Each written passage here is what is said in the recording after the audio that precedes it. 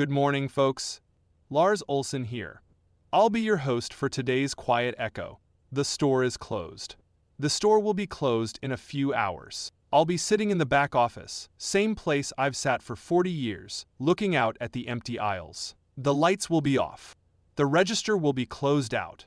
The close sign will be hanging in the front window. Some years, that sign cost me money. People remember at the last minute that they need batteries for the toys, or a string of lights to replace the one that shorted out, or a screwdriver to put together the bicycle that's still in pieces in the garage. They drive over, see the sign, and a few of them aren't happy about it. I close anyway. Running a small business means making 1,000 decisions about what matters. Most days, staying open matters. Serving customers matters. Keeping the lights on, keeping the shelves stocked, making sure the bills get paid on time. All of that matters. I've given 40 years to this store, and I don't regret a single one of them. But some things matter more. Tonight, families all across Cedar Valley will gather in living rooms and around kitchen tables. Some will go to church. Some will read the story from Luke by candlelight, the same words their parents read, and their grandparents before them, and their great-grandparents before that.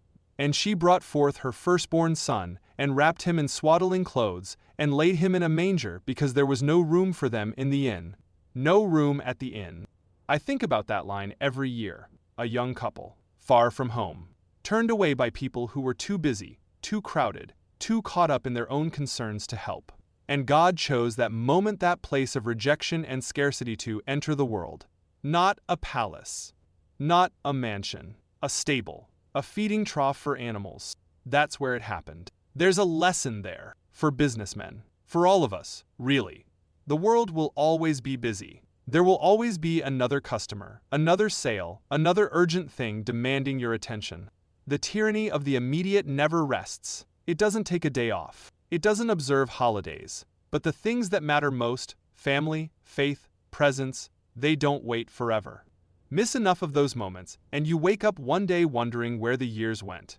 Wondering why your children grew up without you noticing. Wondering why your marriage feels like a business partnership instead of a love story. I've known men who built empires and lost their families. Successful by every measure the world uses, and alone at the end. I've known other men who never had much at all. Modest homes, modest incomes, modest ambitions, but they gave everything to the people they loved.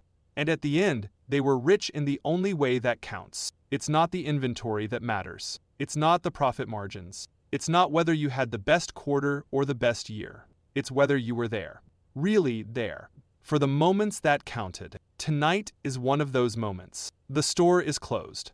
The open sign is dark. And in a little while, I'll lock up this office, drive home, and be with my family. We'll have dinner.